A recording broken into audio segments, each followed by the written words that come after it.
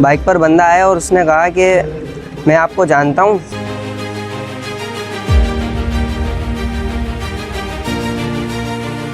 बोले आपके वालिद जो है अस्पताल में, उनकी तबीयत सही नहीं है। फिर मैंने घर पे कॉल करने की कोशिश करी तो घर पर किसी ने कॉल अटेंड नहीं करी। आया वो, उसने मेरे हाथ से मोबाइल छीना और भाग गया।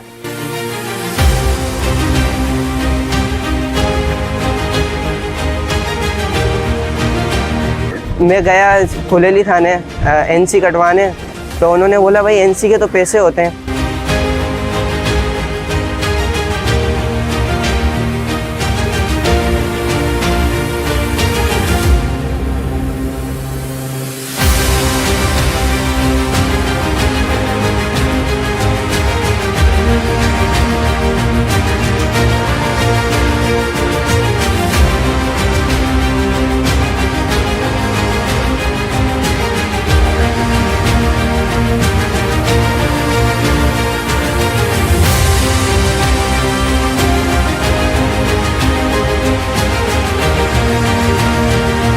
मामला ये हुआ था, मैं यहाँ से जा रहा था अपने घर का सामान लेने।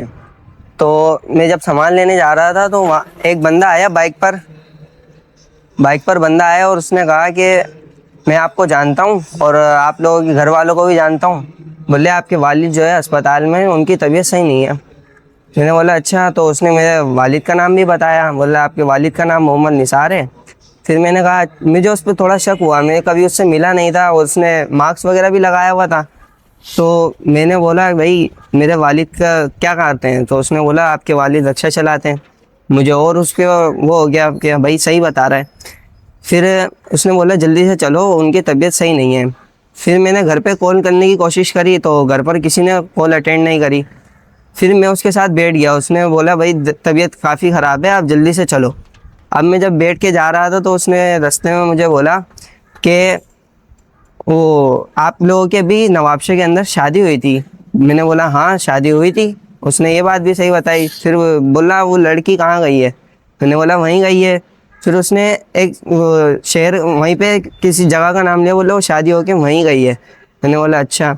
फिर जब हम जा रहे थे रास्ते में तो मेमन अस्पताल जाने की बजाय वो मुझे मुल्ला बिरयानी वाला है उसकी पीछे वाली गली है उधर ले गया। मैंने बोला भाई यहाँ पर क्यों खड़ा करा है, अस्पताल तो उधर है। तो उसने कहा कि आप ना कुछ खा लो पी लो और मैं मेडिसिन लेके आ रहा हूँ उनके लिए, और उनके लिए भी घर वालों के लिए अस्पताल में जाने के लिए सामान लेके आ रहा हूँ। तो जब वो गया ना तो खाली हाथ गया था, जब आया तब भी खाली हाथ आया। तब आया वो, उसने मेरे हाथ से मोबाइल छीना और भाग गया। फिर मैंने कार्रवाई करी, मैंने आगे पीछे जाके फ़ोन मालूम करे लोगों पे।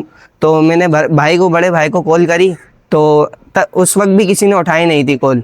जो मोबाइल मेरा चोरी हुआ था उस पर भी मैंने कॉल करी तो उसने कॉल तो जा रही थी लेकिन उठाई नहीं।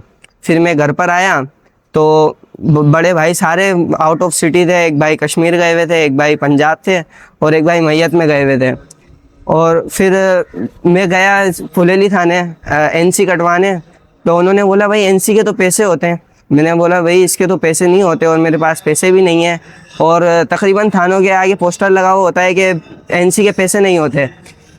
तब फिर मैं घर पर आ गया वापस, तो मामला सारा ठंडा हो गया था। फिर जब बड़े भाई घर पर आए, मैयत से होके आए, तो फिर भाई ने सारा मामला दोबारा उठाया। सखीपुर थाने गए तो उन्होंने बोला कि भाई आप अपनी फुटेज वगैरह दिखाएं। तो हमने उनको फुटेज वगैरह भी दिखाई, सीसीटीवी में उसके बंदे की भी शक्ल साफ़ आ रही है। हमारे यहाँ किल प्याले होटल है, यहाँ इस कैमरे से ली थी हमने, बिल्कुल साफ क्लियर है। लेकिन उसके बावजूद कोई कार्रवाई हमें होती हुई नज़र नहीं आई है। मैं ये कहना चाहूँगा कि एनसी के पैसे ना लिया करें और जो मामलात होते हैं उनको कवर अप किया करें।